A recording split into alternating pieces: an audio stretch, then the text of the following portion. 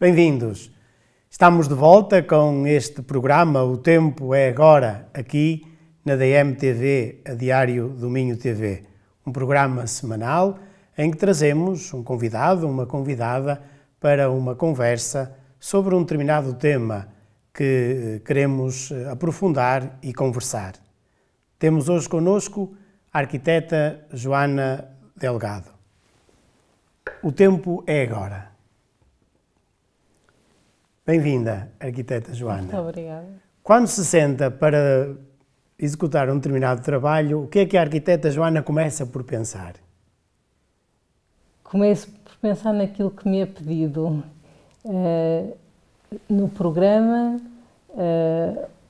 qual é o objetivo que tenho que atingir e perceber as condicionantes e os meios que tenho que pôr para atingir o objetivo. E como em qualquer projeto, os projetos que me surgem são muito diversos, da arquitetura corrente ou coisas muito diversas e, portanto, em função de cada projeto vamos ajustando e percebendo aqui, de facto, os meios que temos que pôr para cumprir. Que desafios se colocam diante de um novo projeto? Estamos a pensar em termos genéricos, mas num projeto, vamos dizer, urbano, quais são os principais desafios que a arquiteta tem de imediato ao pensar num trabalho desse género? Desde logo perceber o território em que vamos trabalhar, perceber se é um aglomerado urbano, como nós usamos dizer, estruturado, ou se é uma malha em construção, perceber que eixos de referência, se há edifícios ao lado que tenhamos que ter em conta, naquilo que são os impositivos legais, quer da lei geral, quer das leis dos diferentes municípios, e, portanto, há um lado legal que temos sempre que ter, ao qual não podemos Essa é a primeira fugir. barreira, o primeiro desafio. Primeiro desafio que tem que estar, porque de outra forma, porque vamos ter que licenciar e vamos ter que dar resposta a quem nos pede para fazer um trabalho. E depois há todo um lado, digamos que mais criativo, e que se prende muito com aquilo que vamos fazer, se é um edifício novo. Como é que começa essa criatividade? No caso da arquiteta Joana, a criatividade começa por onde? Ao conceber esse esboço? Começa sempre por uma leitura do espaço que procuro fazer, perceber claramente qual é o território em que estamos a trabalhar, perceber quais são as condicionantes naturais do sítio, as condicionantes patrimoniais, as condicionantes hoje que estão em voga, e não é só em voga, é uma urgência, estas da sustentabilidade e perceber como podemos tirar partido da exposição solar, das zonas verdes, como potenciamos e como criamos zonas mais aprazíveis, mais confortáveis, porque é disso que se trata a arquitetura, é de cuidar do espaço. O espaço é o nosso campo de trabalho, seja ele um espaço mais alargado quando intervimos no território e, portanto, numa escala mais alargada, ou quando depois, como me perguntava, nos vamos centrando numa escala mais pequena, intervindo num edifício, numa casa, num interior do que quer que seja. Portanto, o nosso olho tem que se ir adaptando a tudo isso e é muitas vezes são as circunstâncias que acabam por motivar. E de resto sempre uma leitura que nasce muito do que vamos vendo. Os arquitetos gostam muito de viajar e viajam muito com os olhos. Os olhos educam-se e são é um privilégio podermos ver, porque podemos aprender com o que já foi feito antes por outros, não estamos sempre a inventar a roda, por isso esse é um privilégio que temos, de ir à descoberta, de perceber como é que outros resolveram problemas semelhantes, e isso são fontes de criatividade também. Quando se depara com um pedido, e neste caso, pensando até no nosso âmbito eclesial, de uma paróquia que lhe pede um determinado trabalho, seja de uma igreja nova, seja de um espaço ou de uma remodelação, o que é que nós devemos preparar para ajudar um arquiteto a pensar bem aquilo que nós temos na nossa cabeça, muitas vezes, ou às vezes nem só na cabeça, é apenas uma ideia? Pois, isso é um grande desafio, desde logo para os sacerdotes e para quem gera as diferentes dioceses e as comunidades, as diferentes paróquias. Eu acho, estou muito convicta que uma das questões essenciais, e seja para a intervenção no espaço litúrgico, seja para qualquer outra intervenção, é ter clareza naquilo que se pretende. E uma ideia às vezes não basta, ou melhor, pode servir de mote, mas ajuda a concretizar, porque se não estamos preparados para a intervenção no espaço litúrgico, temos sempre que estudar, temos sempre que estudar o que nos é posto na frente, mas a verdade é que ajuda imenso. Eu acho que ajuda tanto os arquitetos como quem encomenda, se houver uma clareza daquilo que se pretende. Se nos forem capazes de transmitir que queremos intervir no presbitério, queremos intervir no batistério, queremos intervir globalmente, porque depois também há sempre as questões financeiras associadas e não podemos deixá-las de parte, temos que respeitar aquilo que são as balizas. Às vezes é a prioridade, às vezes assim, nós temos este dinheiro, não é? Temos esta quantia, faça-nos aqui qualquer coisa, não é? Às vezes imagino que tenha sido isso que muitas vezes também acontece, quer até do ponto de vista de qualquer outro projeto, não é? Sim, também acontece, mas devo dizer que acontece menos do que o que parece. Eu acho que normalmente nunca me pediram assim, faça qualquer coisa. É sempre um pedido dirigido, o que facilita imenso. Quando a coisa é muito no vago, eu nem sei se sei desenhar uma casa se não me disserem, olha, preciso de 3 quartos, 2 quartos, 1 quarto. Isto é válido para todos os projetos, portanto, ter uma clareza do que se pretende ajuda imenso a uma boa resposta. A arquiteta Joana colaborou durante alguns anos com o Santuário de Fátima. É verdade. Como é que isso aconteceu? Como é que chegou a essa colaboração? Pode contar-nos um pouco dessa história? Sim, com certeza. Eu, na altura, quando o Santuário decidiu lançar a concurso a construção da Igreja da Santíssima Trindade, hoje Basílica,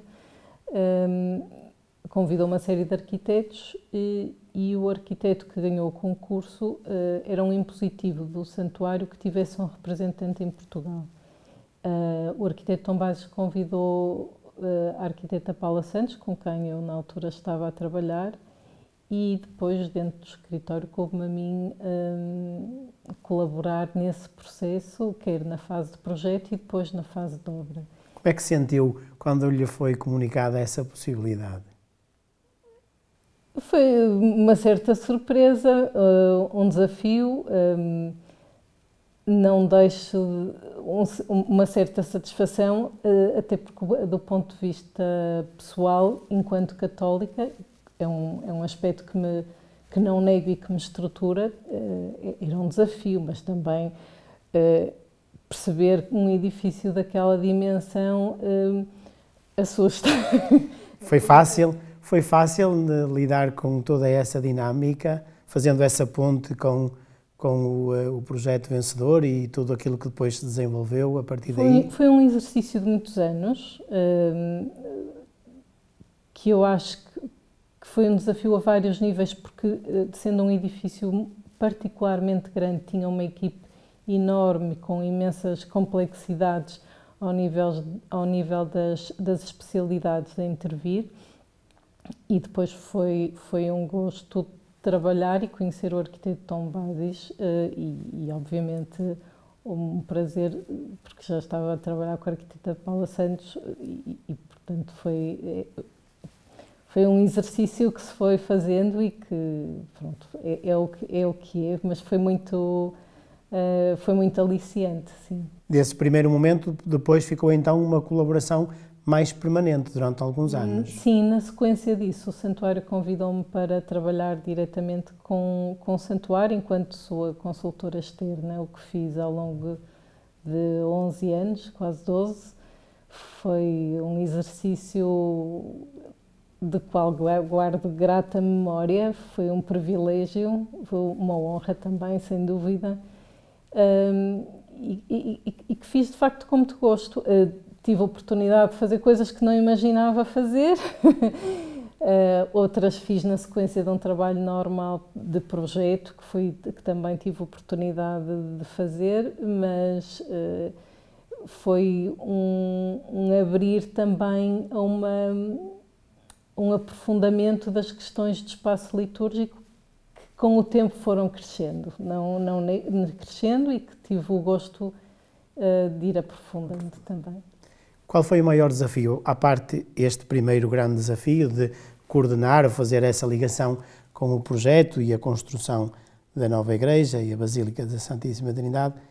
Qual foi, depois deste primeiro, qual foi para a arquiteta Joana o maior desafio que o santuário lhe colocou? Eu diria que houve vários.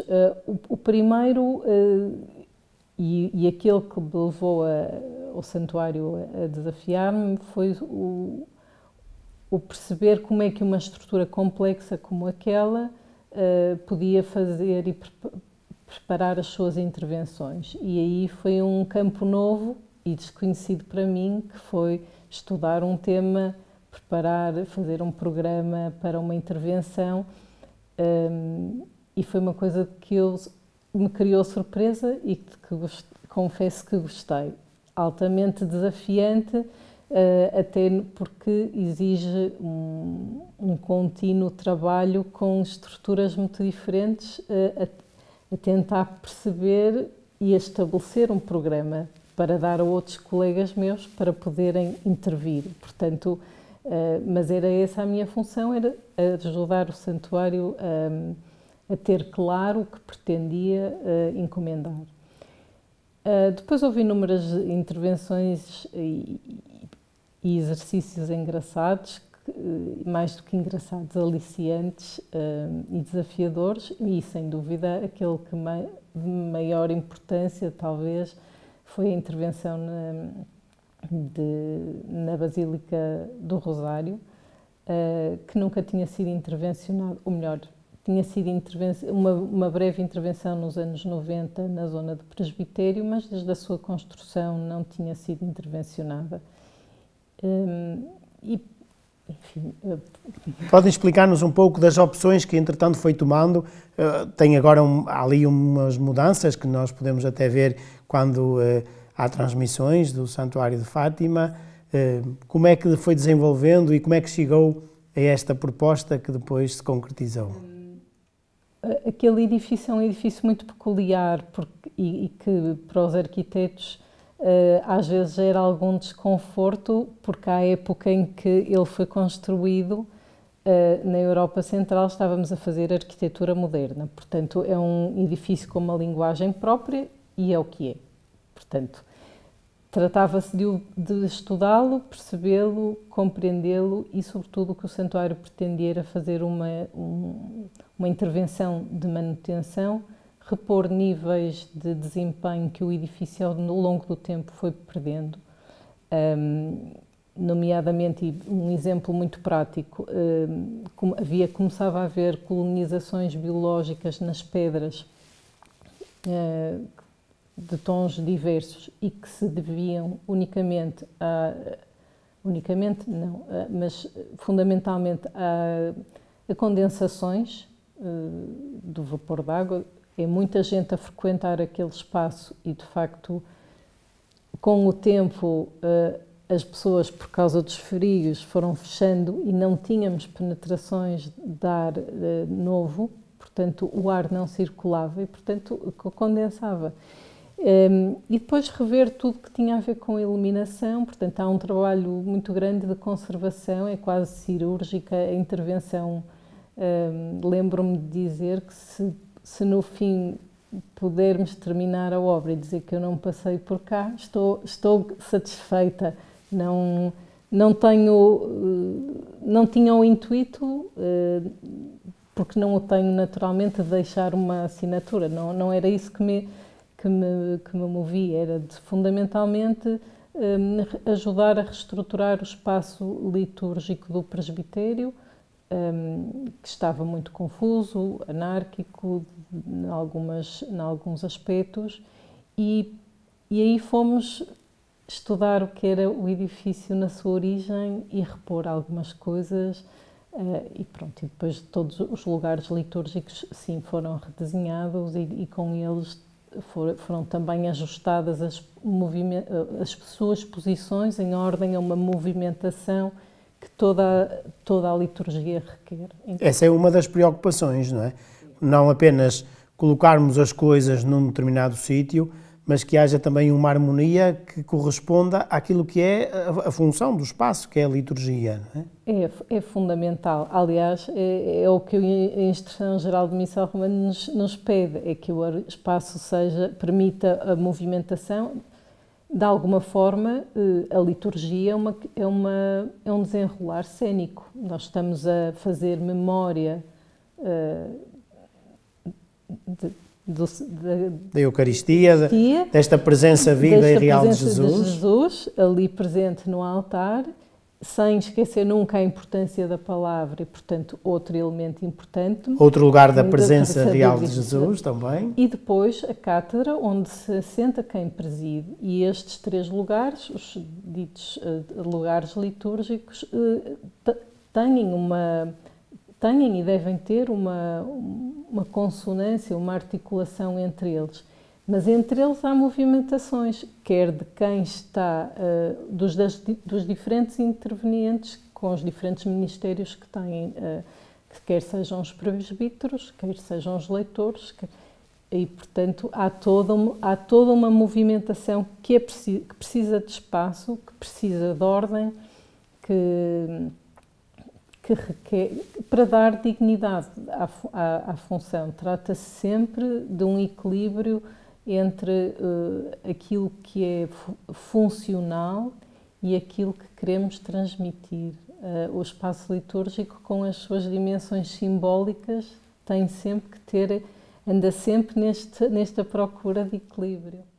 A cadeira é um dos principais desafios. Normalmente a cátedra, o lugar da presidência, porque a experiência diz-nos, quando olhamos para a maioria das igrejas, é aquele que está mais descuidado, não é? O ambão, o lugar da palavra, já se vê com a solenidade que ele merece e com o destaque. O altar, enfim, foi sempre essa referência fundamental, mas a cadeira normalmente não é um dos critérios muito bem presentes na organização do espaço litúrgico. Sente isso também nesses desafios?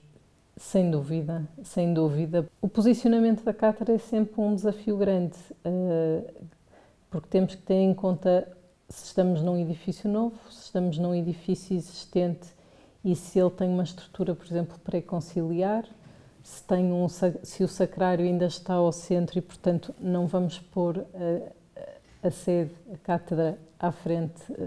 Sim, e muitas vezes fica ali escondida entre o altar e o sacrário, não é? Quase que nem se percebe. São muitos elementos, confusão de elementos, digamos assim. Exatamente. E, de facto, em função da própria disposição da Igreja, é determinante o sítio em que se coloca a cátedra, para que não se perca a visibilidade por parte da Assembleia dos diferentes pontos. Isto não é pacífico. Porque diz que não é pacífico, porque não é no sentido de que não é uma prioridade ou qual não, é? Digo que não é pacífico porque são a visibilidade é importante, a audição é importantíssima também, e a posição da cátedra, em função da própria escala do espaço litúrgico, pode-se perder e, portanto, se nós teremos estes 3 lugares como essenciais e estruturantes do núcleo central do espaço litúrgico, temos que atender à coerência e à harmonia entre eles, mas também sem perder aquilo a que eles estão destinados, que era serem vistos pela Assembleia nos seus diferentes pontos e aquilo que é dito por quem preside ou por quem lê seja também audível e visto por toda a gente. No perfil que tem a arquiteta Joana, no LinkedIn, aparece lá um entusiasmo na elaboração de alfaias e de paramentos. Foi assim que eu percepcionei no perfil da arquiteta. O que é que isso significa para si? Desenhar um paramento ou pensar também uma alfaia litúrgica ou um sacrário, porque já fez alguns desses trabalhos também? Sim. É uma coisa que percebi que gostava de fazer, que aprendi que gostava de fazer e pela qual tenho tido um entusiasmo crescente. Eu acho que esse entusiasmo crescente também resulta de perceber que no dia-a-dia aquilo que é oferecido nas diferentes comunidades ou são coisas muito cristalizadas no tempo, o que não me agrada, porque como para o resto do que faço, nomeadamente na arquitetura, faço hoje, não procuro... Diz-me que é necessário também atualizarmos os paramentos, é isso? Exatamente. Eu acho que há necessidade de atualizar as linguagens, assim como há necessidade de atualizar a linguagem na arquitetura, não fazendo coisas à época passada. Quando se constrói uma igreja hoje, constrói-se com uma linguagem de hoje. Os paramentos não podem ser os de sempre, então. A arquiteta, como católica, participante numa celebração da Eucaristia e como arquiteta, como é que olha para os paramentos que habitualmente se usam, muitas vezes os mesmos de sempre, às vezes, enfim... Há paramentos históricos lindíssimos e que gosto sempre de os ver usados, sobretudo em situações especiais, mas há também... Infelizmente, acho eu, paramentos que se tornaram, que são usados, são cópias, é mesmo como as alfaias. A partir de uma alfaia que numa determinada altura foi importante, fizeram-se cópias, vão-se perdendo cópias, mas vai-se perdendo a leitura e a clareza, também se vai perdendo a qualidade dos próprios materiais com que são feitos. E do ponto de vista estético, a liturgia requer uma dimensão estética, ou há uma dimensão estética na liturgia que é essencial para que aquilo que nos é comunicado seja de facto a beleza, e a beleza é Cristo. São estes pequenos detalhes que configuram um figurino para um todo. Um paramento para uma igreja tem uma particularidade, não serve comprarmos aqueles paramentos que estão à venda, que são standard. Quando pensa num paramento, pensa na própria igreja, na pessoa que o vai usar, em princípio? Se houver uma encomenda para um sítio específico, sim. Ou para uma determinada ocasião, sim. Sim, foi a arquiteta Joana que desenhou, ou que concebeu, os paramentos do Dom Virgílio Antunes. Sim. Como é que foi isso? Foi um desafio. Foi o meu primeiro desafio nessa área, e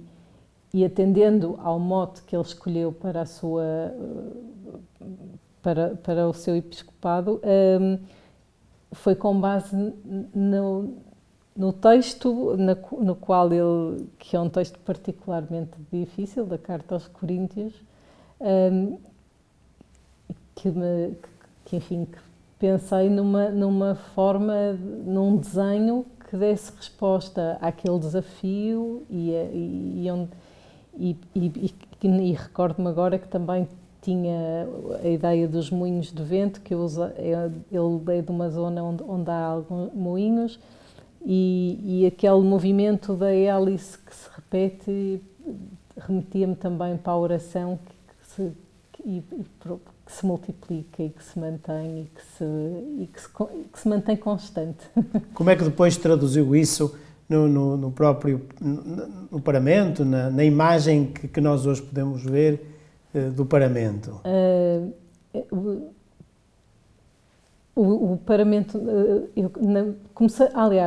o curioso, eu comecei por desenhar as insígnias, a cruz, o báculo e o anel.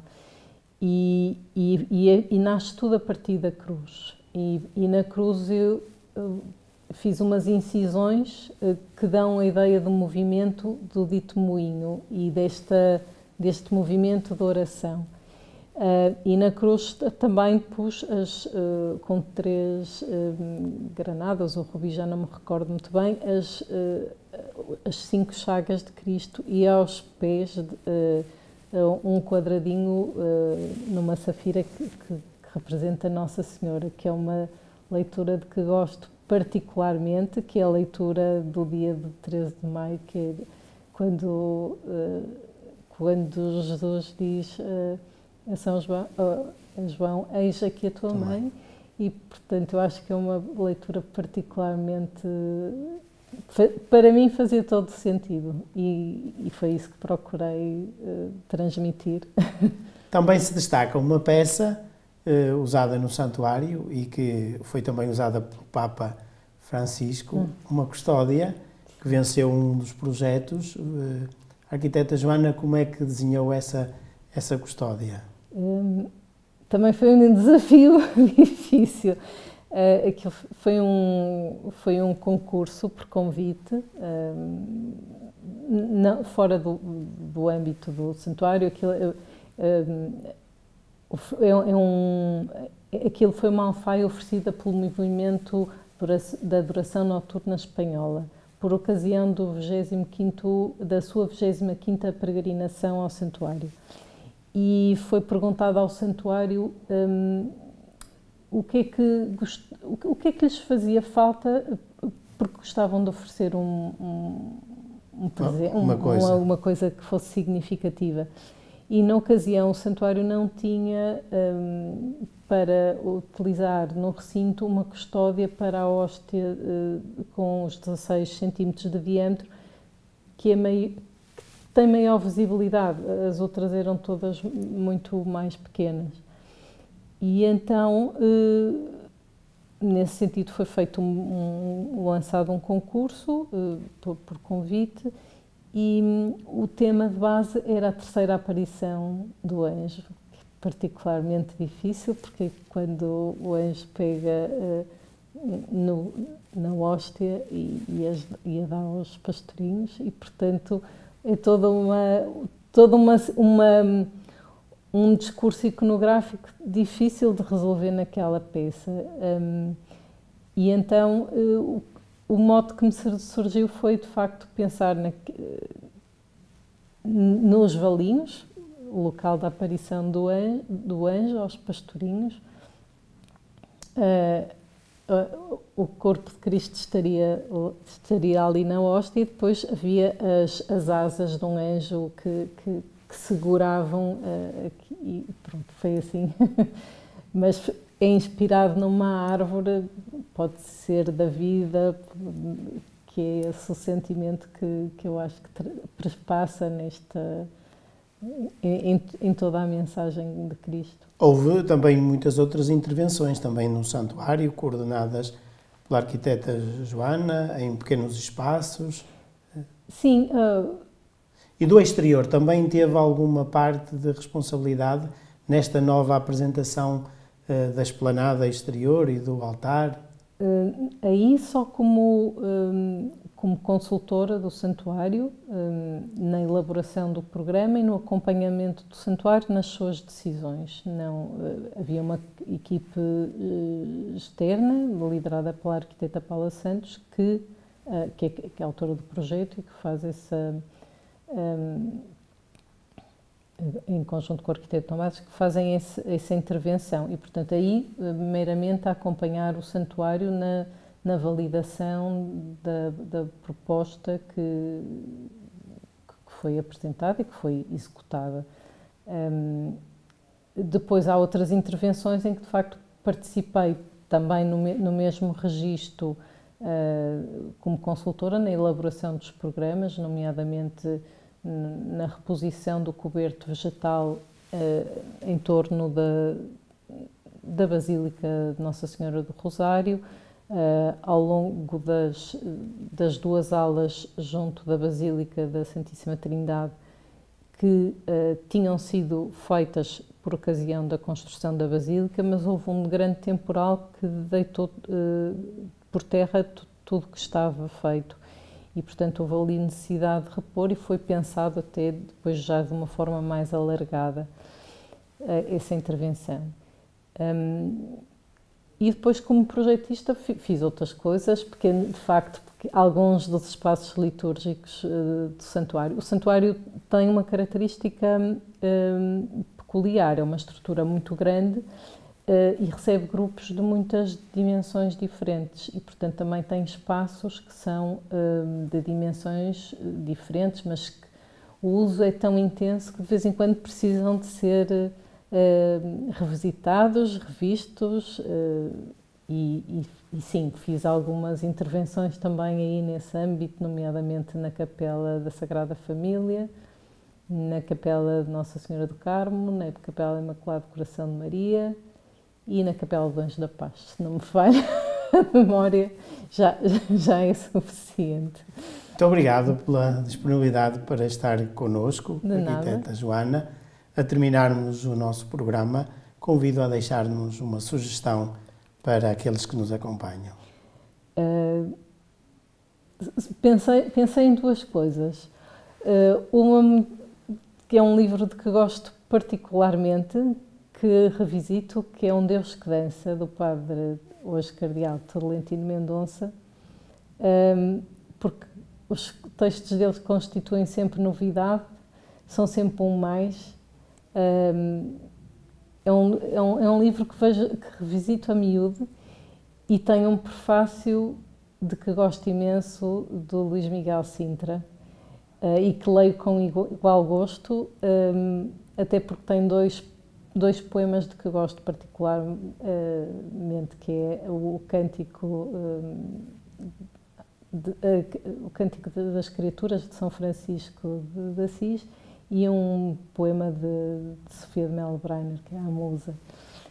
E depois não podia deixar de propor uma coisa que é muito própria dos arquitetos, que é visitar, viajar com o olhar. E quando não podemos viajar para longe, podemos viajar por perto. E aqui em Braga há tanta coisa bonita para ver, seja de espaço natural, seja de igrejas. E se visitarem uma igreja, que olhem para estas questões do espaço litúrgico, que comecem a reparar como é que, onde está o ambão, onde está o altar, onde está a cátedra. Eu acho que as pessoas, se começarem a estar mais atentas aí a esses aspectos, vão perceber algumas das dificuldades e assim. Muito obrigado, uma vez mais. Muito obrigada, eu é que agradeço o convite. Obrigado pela sua presença e obrigado também a todos vós que nos acompanhais. Até ao próximo programa, se Deus quiser.